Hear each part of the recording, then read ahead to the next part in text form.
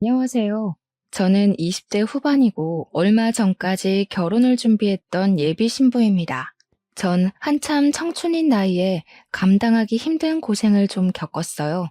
아직 제 스스로 경고하기엔 마음이 많이 무른 상태였던지라 그래서 더 힘들게 다가온 경험이었지 않나 싶어요.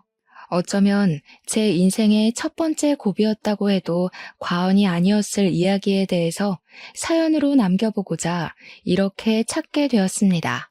많은 관심과 응원 부탁드립니다. 저는 지방이 고향인 사람입니다. 고등학교를 졸업하고 대학도 지방에서 다녔어요. 학교 친구들과 놀다 보면 한 번씩 서울 가서 놀자는 말이 꼭 나오곤 하는데요. 고등학교 때까지는 미성년자라서 부모님 허락이 떨어지지 않아 서울을 가본 적이 없었는데 대학을 다니면서부터는 비교도 안 되게 자유로워졌거든요. 그래서 대학 졸업을 앞둔 방학 때 친구들과 서울 여행을 계획했었어요.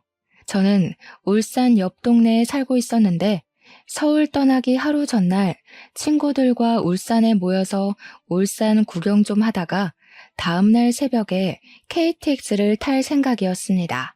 운전면허를 소지하고 있던 친구가 있어서 차도 렌트했어요. 그렇게 들뜬 마음으로 울산 나들이를 시작했던 저희는 불행하게도 사고를 당하고 말았습니다. 울산 길이 어려워서 이리저리 헤맸는데 울산 도로 한복판에서 사고가 나버린 겁니다. 저희가 사고를 낸 건 아니었고 어떤 차량으로 인해 다중 추돌 사고가 발생했어요.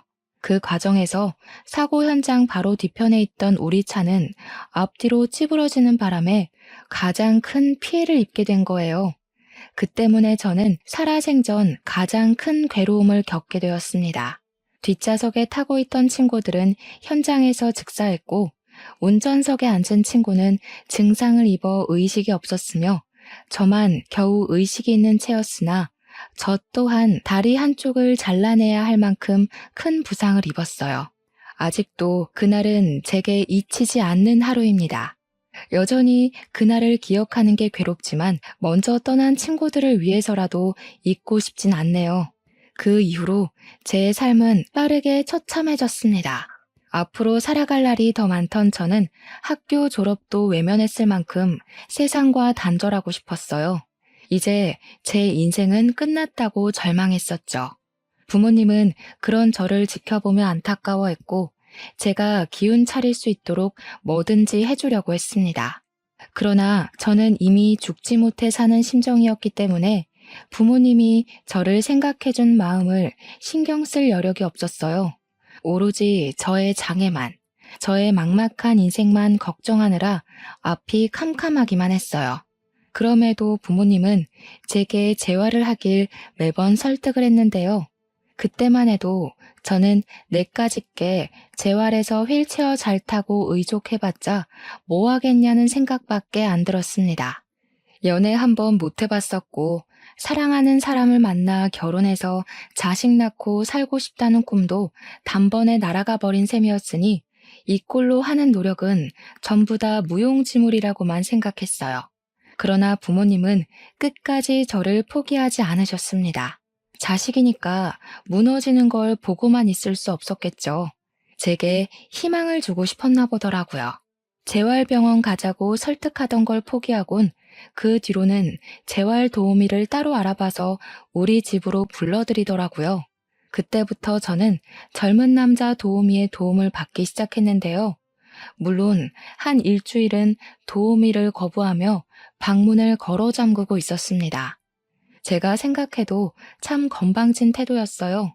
부모님 또한 제 감정이 어떤지 알고 있었지만 도우미 선생님께 죄송해서 오히려 저를 나무랐어요. 너 선생님한테 이게 무슨 태도야? 얼른 안 나와? 그래봤자 2시간이야. 선생님이 친히 집까지 와줬는데 싫어도 예의는 지켜야지.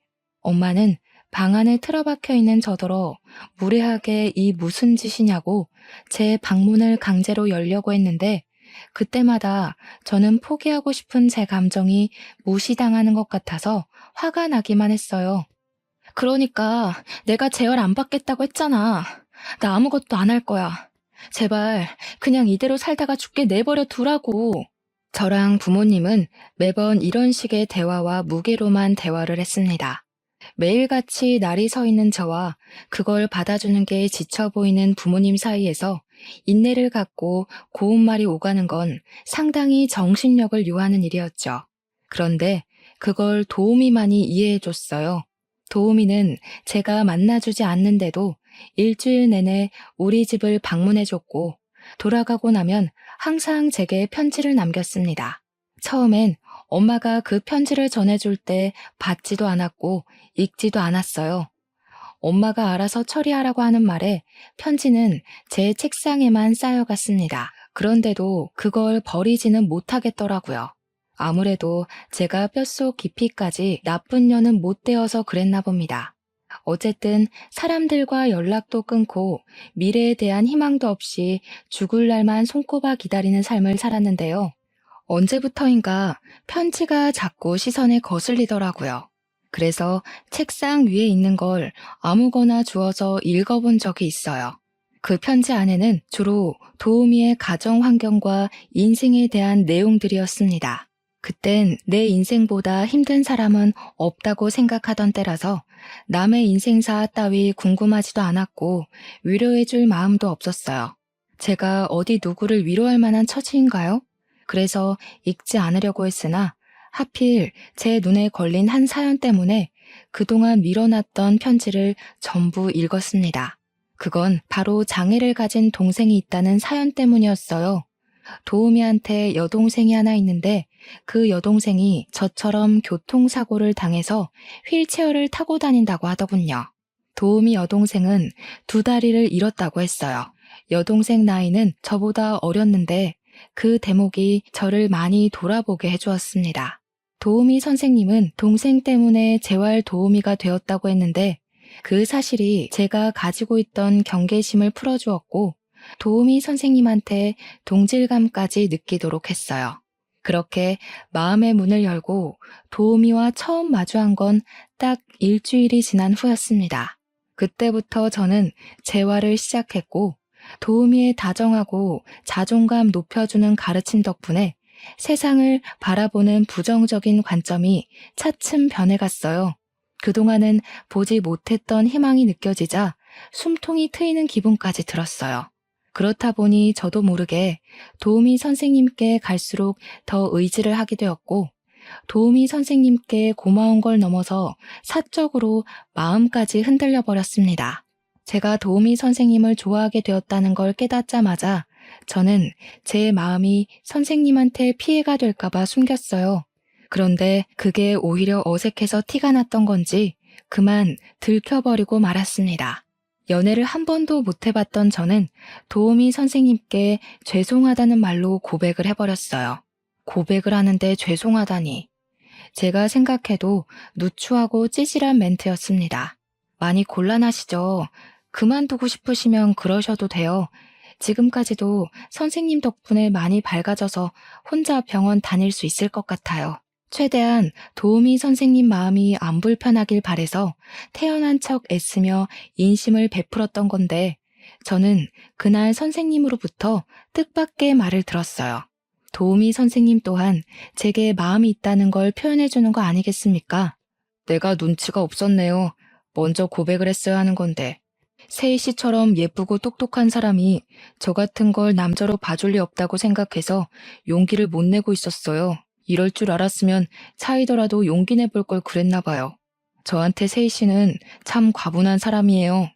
세희 씨에 비하면 저 한참 부족한데 괜찮을까요? 도우미 선생님은 정말 장애에 대한 인식이 없는 사람이었어요. 그건 지내면서 알고 있었지만 고백을 돌려받는 그 순간 다시 한 번 더 느꼈습니다. 저와 도우미는 그렇게 말도 안 되는 전개로 사귀게 되었어요. 생각보다 서로 더 잘 맞고 많이 좋아해서 결혼까지 약속한 예비 부부가 되었죠. 저는 예비 신랑을 만나고부터 바깥에 나가는 게 덜 무서워졌어요. 차 소리만 들어도 흠칫 떨곤 했는데 이젠 차에 올라타는 것에도 공포가 많이 줄었습니다. 다 예비 신랑이 수고해준 덕분이었죠. 예비신랑은 아픈 동생이 있는데도 집이 넉넉한 편이었어요. 부모님은 다 돌아가셨다고 했고 여동생이랑 둘이서만 살고 있다는 걸 편지로 본 적이 있었습니다. 이제 가족이 될 사이인데 문득 예비 신우를 만나고 싶더라고요. 그래서 예비 신랑한테 예비 신우 소개해 줄 수 있냐고 물었어요. 아, 여동생이 워낙 소극적이라 마음의 준비가 되면 소개해 줄게. 얘가 요즘 그림 그리는 데 빠져서 내가 아직 결혼하게 됐다고도 말 못했거든. 뭐? 그럼 아가씨는 아직 우리 결혼하는 것도 모른다는 소리야? 나는 우리 집에 벌써 다 말했는데. 그러다 상견례 때 덜컥 결혼한다고 알릴 생각은 아니지? 당연하지. 오늘 가서 말할 거야. 그리고 너랑 만날 날도 잡아볼게. 내 동생까지 신경 써주고 내가 진짜 여자 하나 잘 만났다.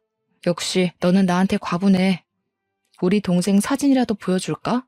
아무래도 예비 신랑은 자기 동생이 아프니까 저한테 짐이 될까봐 조심하는 눈치였어요. 제가 먼저 예비 신우를 언급해주니 그 뒤부터는 여동생 사진을 보여주면서 여동생 자랑도 하고 어떤 사람인지도 먼저 얘기해주면서 떠들었습니다. 여동생을 생각하는 오빠 마음이 아주 끔찍해 보여서 형제가 있는 예비 신랑이 부럽기도 했어요. 그런 제 마음은 저 또한 예비 신우와 언니 동생으로 잘 지내고 싶은 마음이 들게 했습니다.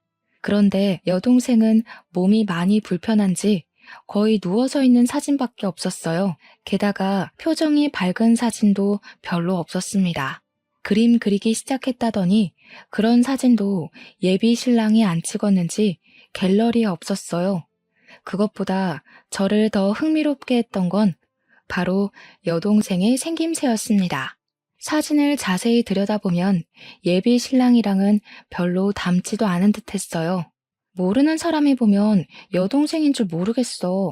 한쪽은 엄마만 닮고 한쪽은 아빠만 닮았나 봐? 이런 형제들 종종 있다고 하던데. 안 닮은 남매는 말 그대로 많으니까 저는 그저 우스갯소리로 웃으면서 물었어요. 그러니 남편도 그런 소리 많이 들었다고 하더라고요. 거기다 성격도 얼굴처럼 전혀 안 닮았다는 말까지 덧붙여 주었습니다. 예비 신우는 어떤 사람일까 갈수록 궁금해졌어요. 아마 제가 외동이라서 더 그랬을지도 모릅니다. 아무튼 저는 예비 신랑이랑 만나면서 정말 많은 대접과 호의를 받았어요. 우리 형편에 누리기 어려운 선물도 받아봤고 비싼 곳에서 식사도 했습니다. 저는 그런 예비 신랑을 보면서 느낀 것이 참 많았어요. 사람을 사랑하는 마음에 장애 정도는 아무런 방해가 되지 않는다는 걸 알았고, 저는 여전히 제 불편한 다리가 부끄러웠던 적이 몇 번 있는데, 정작 예비 신랑은 그런 건 아무 상관없다는 듯 저를 좋아해 주는 게 정말 본받아야 되는 점이라는 것 또한 깨달았습니다. 그런 예비 신랑을 보면서 제 마음은 더 커져만 갔어요. 예비 신랑은 주는 걸 좋아하는 덕에 저더러 부담 느끼지 말고 받기만 하라고 했으나 저도 예비 신랑을 사랑하는 사람으로서 예비 신랑한테 뭐라도 해주고 싶었어요. 그래서 엄마에게 부탁해 제 선에서 마련할 수 있는 선물을 준비했습니다. 제게 늘 고가의 선물과 식사만 대접하는 예비 신랑이었지만 저는 그럴 만한 형편이 안 되기 때문에 정성을 담은 키링으로 준비를 했어요. 예비 신랑의 이니셜까지 새긴 수제 키링이었습니다. 예비 신랑이 주는 것만큼은 못해도 무려 10만 원이나 되는 키링이었어요. 그걸 준비한 날 저는 예비 신랑이 근무 중인 재활병원을 찾아갔습니다. 저는 예비 신랑과 결혼을 약속한 후부터 저 혼자 힘으로 예비 신랑이 있는 병원까지 가서 재활을 받기 시작했어요. 예비 신랑이 데리러 오겠다고 했는데 제가 제 힘으로 가고 싶다고 해서 예비 신랑이 기특하게 봐줬습니다. 그래서 선물을 준비한 그날에도 어김없이 혼자 택시를 이용하고 사람들의 도움을 받아 병원에 갔죠. 갔더니 예비 신랑이 자리에 없길래 직원들에게 어디 갔냐고 물어봤어요. 직원들은 저와 예비 신랑의 관계를 알고 있어서 예비 신랑이 잠시 전화하러 비상구로 갔다고 바로 알려주었어요. 재활실에서 기다려도 되긴 한데 비상구에 있는 겸 둘만 있는 곳에서 선물을 주고 싶은 마음에 저는 휠체어를 끌고 비상구로 향했습니다. 비상구는 문이 열려 있었어요. 바로 1층에는 사람이 없었고 좀 위층에서 예비 신랑의 목소리가 들려왔습니다. 결혼하기 전에 주애 먼저 처리해야지. 엄마도 주애 챙기는 거 귀찮을 거 아니야. 그러니까 아빠가 애초에 한 방에 보냈으면 귀찮게 돈 안 들었을 거잖아. 무조건 나 결혼하기 전에는 정리되어 있어야 해. 안 그럼 동시에 처리해야 되는데 너무 들킬 위험이 크다고. 저는 그 자리에서 차마 기척을 내지 못했어요. 감히 제가 끼어들면 안 될 것 같은 분위기의 대화라고 생각했거든요. 그리고 또 통화 내용에서 제가 알면 안 될 것 같은 부분도 있었어요. 예비 신랑이 언급했던 주애라는 이름은 남편이 여동생이라 칭했던 이름이란 건 알겠는데 예비 신랑이 엄마라고 말했던 건 이해가 안 되더라고요. 엄마라뇨. 예비 신랑에겐 엄마가 없는걸요. 게다가 결혼하기 전에 뭘 처리해야 한다는 건지 도통 알 수 없는 통화 내용뿐이었습니다. 결국 저는 예비 신랑을 기다리지 못하고 조용히 후진을 했어요. 그리고 재활실에서 얌전히 예비 신랑을 기다렸습니다. 예비 신랑을 기다리는 내내 비상구에서 엿들었던 통화 내용만 생각하고 있었어요. 나중에 예비 신랑과 만나서 반갑게 인사를 해도 제 머릿속에선 그 통화 내용이 떠나질 않았습니다. 그래도 저는 예비 신랑을 수상하게 보고 싶지 않았어요. 그날 유심히 살핀 예비 신랑의 태도는 언제나 그랬듯 제게 잘해줬고 평상시와 다를 바가 없었습니다. 그 때문에 제가 뭔가 오해한 것이라 생각하고 넘겼어요. 그렇게 저는 괜한 걱정을 했다는 생각에 살짝 올라왔던 불안감을 가라앉혔습니다. 예비 신랑이 퇴근한 후 같이 저녁밥 먹을 때 제가 준비했던 키링 선물을 줬어요. 그랬더니 예비 신랑이 너무 고맙다고 눈물까지 보여서 찝찝했던 제 마음은 아예 사라져버렸습니다. 그러나 그날 들었던 불안감은 결코 예사의 직감이 아니었다는 걸 깨달은 날이 있었어요. 그건 예비 신랑한테 받기만 하던 제가 예비 신랑의 마음으로부터 용기를 얻어 저 또한 표현하기 시작했을 때였습니다. 늘 예비 신랑이 저를 찾아왔었는데 그날도 제가 예비 신랑한테 연락 안 하고 근무 끝나는 시간에 맞춰 찾아갔었습니다. 예비 신랑이 나오는 걸 보고는 깜짝 놀래주려고 몰래 뒤따라갔는데 예비 신랑이 또 누군가랑 통화를 하고 있더라고요. 깜짝 놀라게 해주기 적절한 상황이라 생각했던 저는 개고진 마음으로 다가갔는데요. 그때였어요. 예비 신랑이 쓰레기통에 무언가를 버리는 걸 보고 저는 휠체어를 세웠습니다. 그건 바로 제가 예비 신랑한테 차키해 달라고 사줬던 키링이었어요. 당황스러웠습니다. 그래서 멀어지는 예비 신랑 뒷모습만 멍청하게 바라보다가 끝내 쫓아가지도 못하고 쓰레기통으로 향했어요. 쓰레기통을 뒤졌더니 역시나 제가 준 선물이 맞더라고요. 이니셜도 예비 신랑의 것이었고요. 그는 분명 제가 준 선물을 눈물까지 보이면서 고마워했던 사람입니다. 대체 왜 버린 건지 예비 신랑의 행동이 이해가 안 갔어요. 그렇게 혼란스럽던 순간 휴대폰으로 예비 신랑한테서 전화가 왔는데요. 받았더니 예비 신랑의 목소리는 역시나 상냥했습니다. 어디냐고 묻는 물음에 저는 병원 앞에 있다고 했고 예비 신랑은 제가 마중 왔다는 것이 기쁘다며 들뜬 마음을 표현해줬어요. 갔던 길을 되돌아온 예비 신랑은 저를 보고 엄청 환하게 웃으면서 손을 방방 흔들었습니다. 그 모습을 보는데 예비 신랑은 평소와 같은 모습일지라도 저는 좀 다르게 느껴졌어요. 예비 신랑의 저런 진심에 늘 감동을 받았었는데 그날따라 예비 신랑의 웃음이 좀 무섭게 다가오더라고요. 그렇다고 티를 내지는 않았습니다. 예비 신랑을 향해 무서운 기분이 들자 일단은 조심해야 될 것 같았거든요. 예비 신랑과 저녁 먹으러 자리를 이동하는데 키링을 버린 사건 때문인지 계속 예비 신랑의 차키밖에 안 보였어요. 결국 저는 무언가에 홀린 듯 키링에 대해서 묻고 말았습니다. 내가 준 선물이 마음에 안 들었어? 키링 안 달았네. 마음에 안 들면 바꿔줄게. 영수증 있어서 적은 금액으로 교환할 수 있어. 마음에 안 들기는 누가 준 건데 안 예쁠 리가 없지. 자기가 준 선물이라 아껴놓고 싶어서 집에 있어. 차키 같은 곳에 달면 빨리 상하잖아. 그래도 달라고 준 건데 집에만 놔두면 뭐해. 쓰레기통 신세나 되지. 원래 그런 건 사주면 해주는 신용이라도 보여야 되는 거야. 자기 서운했구나. 알았어. 내가 예쁜 상자에 꼭꼭 감춰놨으니까 오늘 집에 가서 바로 달고 사진 보내줄게. 화 풀어. 예비 신랑은 유려한 거짓말로 저를 달래주었습니다. 그리고 이후에도 예비 신랑은 키링을 달지 않았어요. 한날 다시 물어봤더니 잃어버렸다고, 정말 미안하다고 사죄를 하는 거 있죠. 너무 충격적이었어요. 제가 만약 키링을 버리는 장면을 목격하지 못했다면 예비 신랑의 새치혀에 멋모르고 넘어갔을 겁니다. 이게 거짓말이라는 걸 아니까 그동안 제가 놓쳤던 거짓말은 더 없는지 왠지 돌아보게 되었어요. 생각은 꼬리에 꼬리를 물어서 결국 예비 신랑이 내게 관심이 아니라 의도를 갖고 접근한 건 아닌가 하는 황당한 생각도 했습니다. 그만큼 예비 신랑의 뻔뻔한 거짓말을 직접 확인한 게 충격이었어요. 생각이 많아진 저는 다음 데이트 때에 어떠한 결심을 했어요.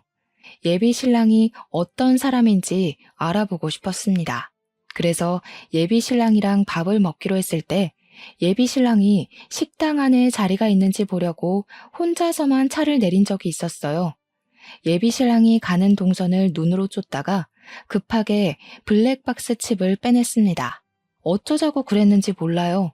약간 충동적인 행동이었습니다. 어쨌든 그걸 주머니에 숨긴 뒤부터 저는 예비 신랑과의 데이트를 집중하지 못했어요. 예비 신랑은 제가 몸이 안 좋다고 생각을 해서 일찍 집에 보내줬습니다. 귀가할 때까지 내내 칩에 대한 생각만 하고 있던 제게는 오히려 다행이었어요. 저는 얼른 방에 들어가서 훔쳐온 칩을 휴대폰으로 재생시켰습니다.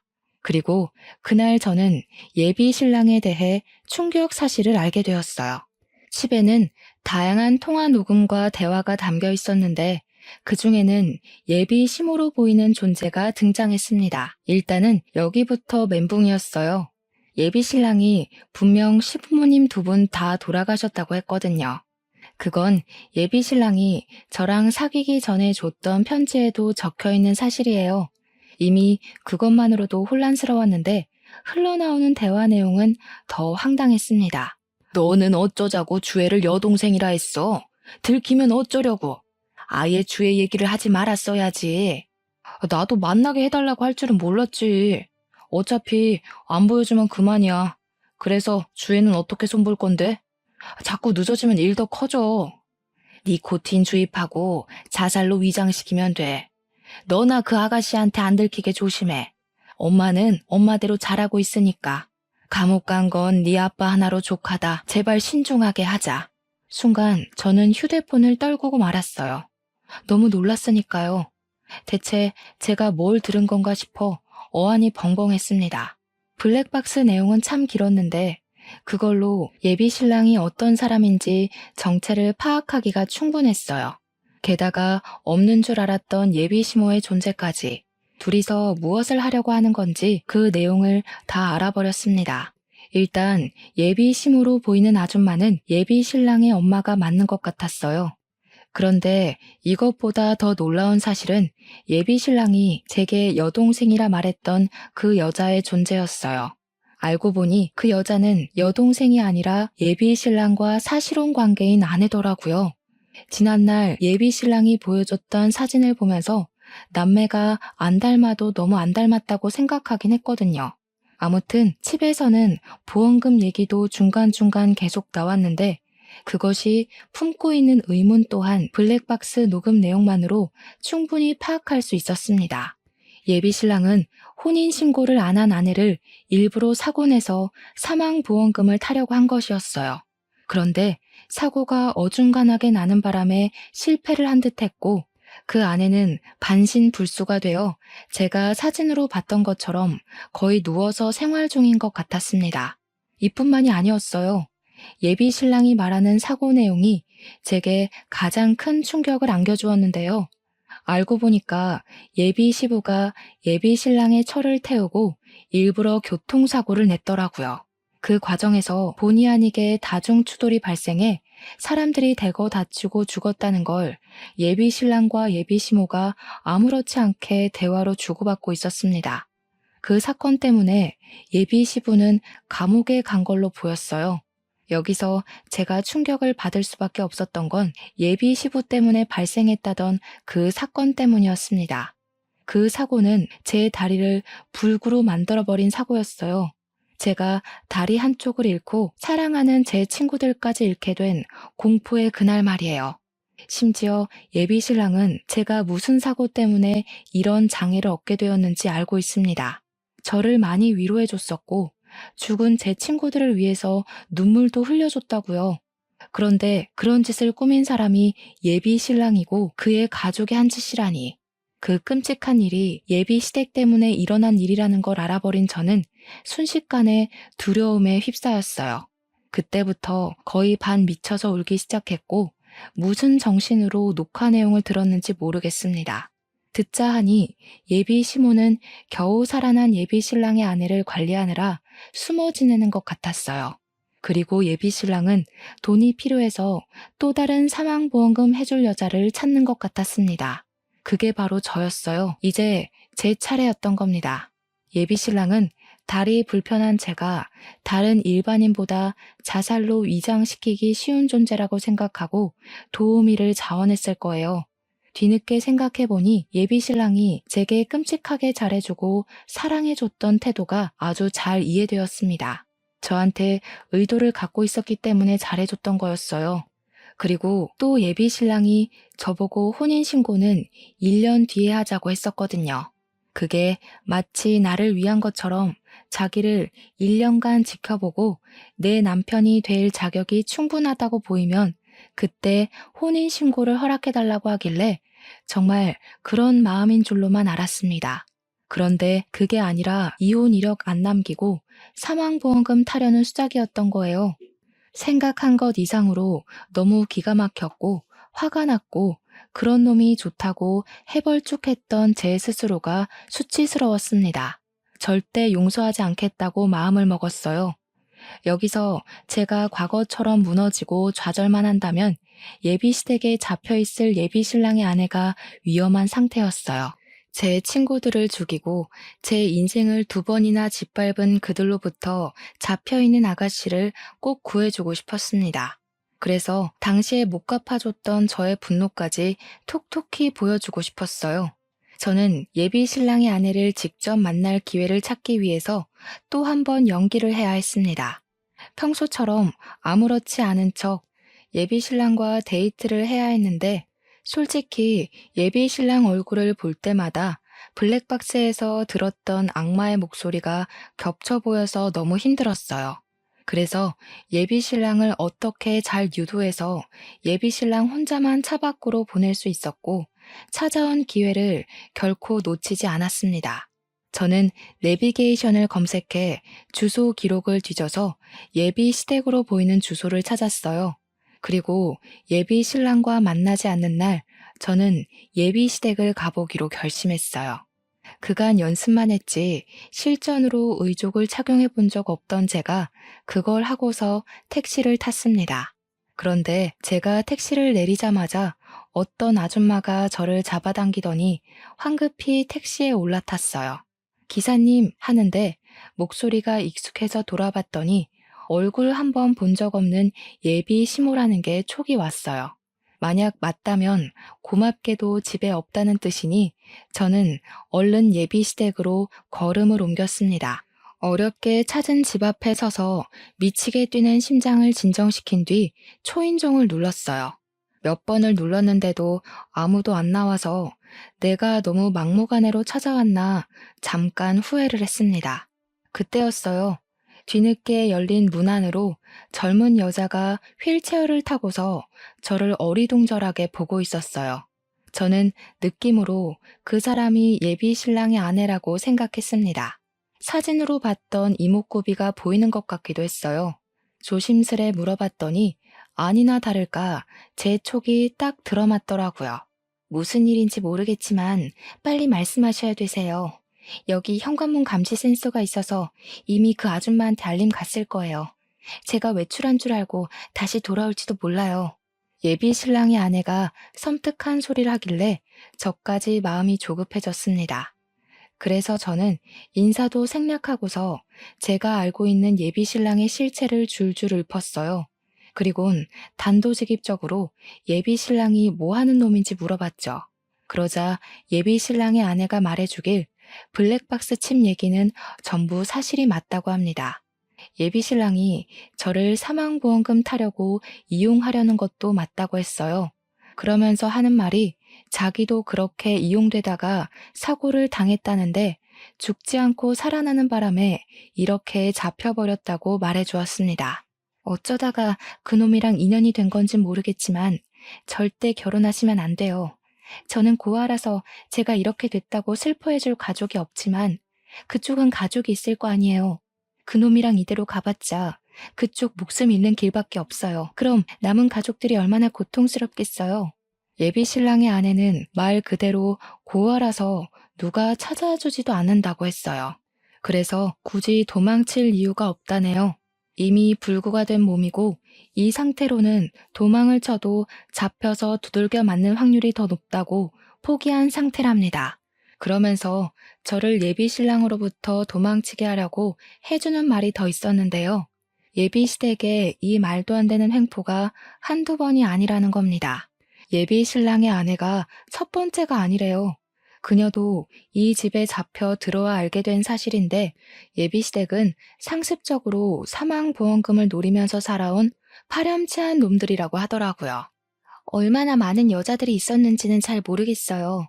근데 확실한 건 그 전에 여자들이 있긴 있었고 그 여자들 전부 이 집 사람들 때문에 죽었다는 거예요. 전부 자살로 위장을 한 것 같더라고요. 못된 사람들이 운도 참 좋지. 거만이랑 보험회사를 무사히 통과해야 했나 보더라고요.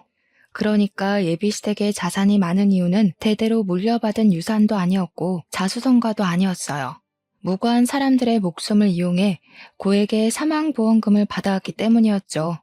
소름이 끼쳐서 그렇잖아도 버티고 서 있던 게 힘들던 저는 중심 잡기가 더 어려워졌습니다.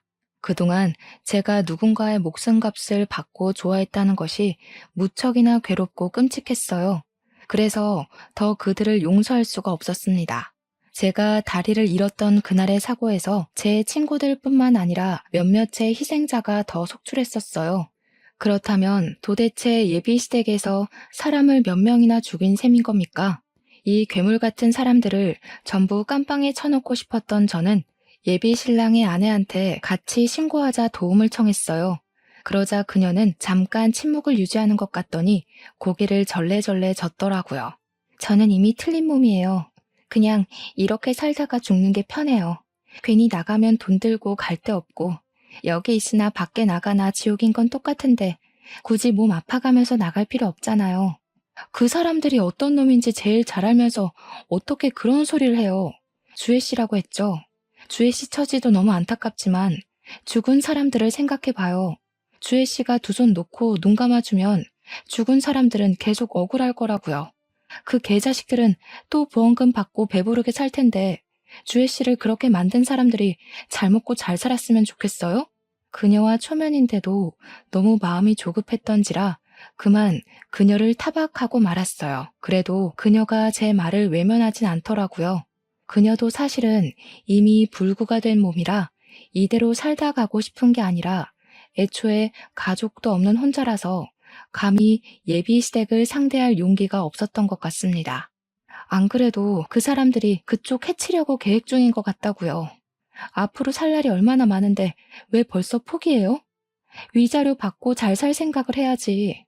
죽상을 해야 되는 건 우리가 아니라 그놈들이에요. 이런 피해 안 생기게 막을 사람은 주혜 씨랑 저밖에 없어요. 우리 말고 누가 이 일에 대해서 알겠어요. 한때 마찬가지로 희망을 잃었던 제가 누군가에게 이렇게 희망과 용기를 주게 될지는 몰랐습니다. 다행히 제 말에 예비 신랑의 아내는 용기를 얻었어요. 저랑 같이 신고하겠다고 그놈들 깜빵 쳐놓고 싶다고 솔직하게 말해주었습니다. 그리고 저는 바로 경찰에 신고를 했어요. 연쇄살인 신고하려고 한다고 1층에 대기만 해달라고 부탁했습니다. 그렇게 저는 일부러 예비 시댁에서 달아나지 않고 아예 그 안으로 들어가 나타날 사람들을 기다렸어요. 주혜 씨 말대로 현관문에 센서가 있긴 했는지 예비 시모가 헐레벌떡 뛰어 들어오더군요. 아마 주혜 씨가 도망간 줄 알고 달려온 것 같았어요. 집 안에 들어온 예비 시모는 저를 보더니 제 얼굴은 사진으로만 봤었는지 처음엔 못 알아봤어요. 그러다 뒤늦게 눈치를 채곤 당황하면서 입술만 벙긋거렸습니다. 인우 씨한테 없던 엄마가 생겼네요? 없던 와이프도 있고. 다 알고 왔으니까 괜한 거짓말로 서로 피곤해지지 맙시다. 벌써 경찰에 신고했어요. 변호사 선임하더라도 연쇄살인을 감형받긴 어려울 거예요. 뭐라고? 얘가 지금 뭐라는 거니? 우리가 뭘 했다고 경찰에 신고를 해? 아, 거짓말한 거? 그래, 그건 먹고 살려고 좀 해봤다. 너는 거짓말 안 하니? 남들 다 아는 거짓말 좀 한 게 뭐 대수라고 신고하냐고. 사람 목숨 갖고 장난질한 걸 친구랑 장난한 것처럼 말씀하시네?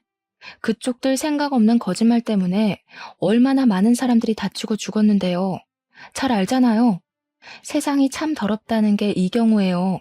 꼭 이렇게 야가 빠진 사람들이 장수한다니까. 너무 걱정 마세요. 아줌마도 워낙 독한 편이니까 깜빵에서 세상 뜰 일은 없을 것 같네요. 뭐야? 대체 여긴 어떻게 찾아온 거야? 인우가 알려줬니? 인우 내 이 자식을 그냥. 예비 시모는 자기 혼자 우리를 감당하기 힘들었는지 이상한 연기를 하면서 급하게 예비 신랑한테 연락을 넣었습니다. 지금 이곳으로 예비 신랑을 부르면 상황이 어떻게 되는지 모르는 것 같아서 저는 한 번 더 경찰을 언급해 주었어요. 그놈 여기 오는 순간 경찰이 고스란히 잡아줄 거예요. 지금 경찰들 밑에서 그쪽 잡아가려고 기다리고 있어요. 엄마가 자기 손으로 직접 아들 깜빵 넣어주려고 하네. 참 보기 좋아요. 이 건방진년 다리 병신된 주제에 뭐 그리 대단한 척 나불거려? 우리 감방에 넣으면 없던 네 다리가 살아 돌아온다니? 제발 똑똑하게 좀 행동해라. 내가 위로금 줄 테니까 이쯤에서 그만하고 양쪽 다 이득인 방향으로 대화 좀 해보자. 저는 사람이랑만 대화하지 짐승말은 할 줄 몰라요. 어디서 사람 죽인 놈들이 사람 하는 짓을 하려고 해요? 위로금이라고 하셨어요? 그쪽들 때문에 죽은 사람들이랑 주혜 씨한테 다 위로금 줄 수 있으면 고소 안 할게요. 그럴 수 있어요? 아니, 그 전에 몇 명을 죽였는지는 아세요? 자꾸 말도 안 되는 소리 할래? 누가 누굴 죽였다고 난리야? 네가 봤어? 증거 있어? 너 지금 우리한테서 돈 뜯어내려고 이러는 거지? 그래, 네 다리 얘기는 우리 아들한테 들었다. 그게 우리 짓이란 거 알았으면 성질 날 수 있지. 얼마 줄까? 큰 걸로 5장이면 입 다물래? 도가 넘는 예비 시모 발언에 저는 결국 의족을 착용한 발로 예비 시모 정강이를 냅다 걷어차버렸어요. 실금이 갔을 만큼 힘을 실었기 때문에 많이 아팠을 겁니다. 그렇잖아도 예비 시모가 너무 아파하면서 비명을 지르더니 제대로 서 있지도 못하고 나자빠지더라고요. 사람 죽인 년이 말이 많네. 양심이 없으면 거짓말로라도 비는 척 하던가. 하긴 살인자한테 그런 걸 기대한 내가 바보지. 깜빵 가면 그쪽 같은 사람들, 그쪽보다 더한 사람들 아주 많을 거거든? 가서 당신들이 죄 없는 사람들한테 뭔 짓을 했는지 똑같이 느끼길 바래. 이왕이면 거기서 나오기 전에 죽었으면 좋겠다. 저는 그만 밑에서 대기하고 있는 공직자들에게 연락해 예비 시모를 잡아가 달라 불렀습니다. 119는 주혜 씨가 이 집을 나설 수 있도록 이동을 도왔고 경찰은 예비 시모를 연행했어요. 뒤따라 내려갔더니 1층에서 예비 신랑이 잡혀있는 걸 발견했습니다. 예비 시모는 자기 아들 때문에 망했다고 생각을 하는 건지 예비 신랑을 향해서 원망을 퍼붓고 있었어요. 내가 뭐라 그랬냐? 말 조심하라고 했지. 도대체 무슨 실수를 했길래 이 사단을 만들어? 감방 갈 거면 너나 잡혀갈 것이지. 어떻게 이 엄마 감방 가게 만드냐고? 내가 뭐 알고 그랬어? 나도 당한 거야. 이제 어떡할 거야, 우리? 둘 다 들어가 버리면 돈 못 벌잖아.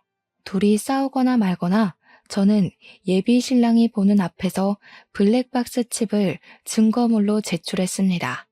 저를 발견한 예비 신랑은 아직도 제가 자기한테 정신 나가 있는 줄 아는지 다급하게 말로써 저를 회유시키려고 했어요. 자기야, 나 자기한테는 진심이었어. 사망보험금이라니. 그건 저 여자가 지어낸 말일 뿐이야. 나랑 얘기 좀 하자. 오해한 게 있으면 나한테 직접 얘기를 해. 왜 혼자 판단하고 혼자 일을 저질렀어? 우리 아직 사랑하잖아.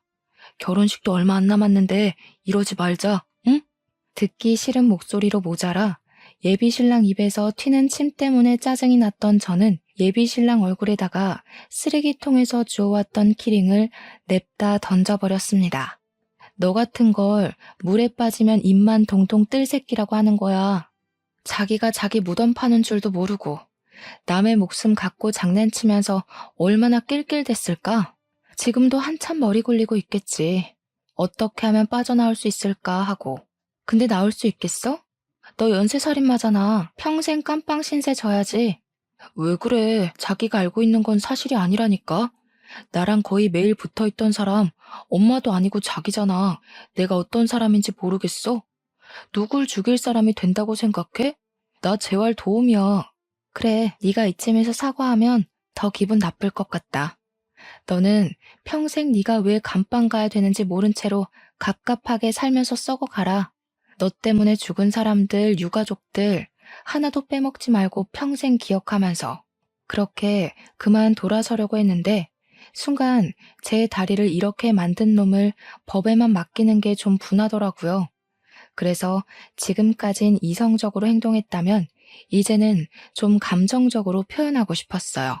저는 들고 있던 목발로 제 개인적인 분노를 담아 예비 신랑을 패기 시작했습니다. 그 과정에서 또 한 번 지난날의 상처들 때문에 눈물이 나서 울어버렸어요. 그래도 경찰들이 뒤늦게 저를 말려주는 덕에 선을 지킨 폭력만 행사할 수 있었습니다. 예비 신랑과 예비 시모 모두 그렇게 구속되었어요.